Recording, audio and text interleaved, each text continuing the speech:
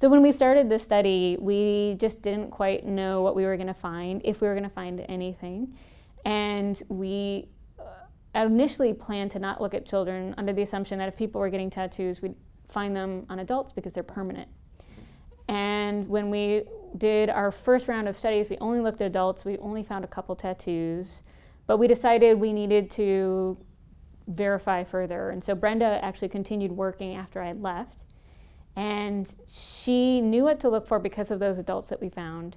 And as she was looking at some children for another study, recognized what was the same pattern on a child. And I left some of my technology with her. So she scanned it and found the tattoos. And oh my gosh, the email I got from her was like, you were never going to believe what we identified. We're finding these tattoos on the young children. So I went back and we reanalyzed all of the children and then ended up finding far more tattoos on children because they're very well preserved from this context. And that tells us that this is something that was being done at a very, very young age. This is the first time that I know of where we find such consistent evidence on really young children. Mm-hmm. So we have somebody who's under 1 that possibly has tattoos, definitely a 1-year-old with tattoos, and we find multiple children, even a child who's 3 who has multiple tattoos, one over another. Mm-hmm. So this is not just showing that they were tattooed, but it might have even happened multiple times during that really early period.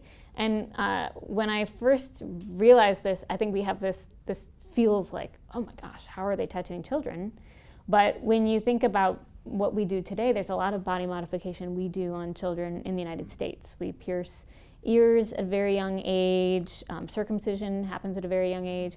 So this is not necessarily any different than those kinds of examples where we're changing people's bodies when they're very, very young and actually don't have the chance to make that choice for themselves.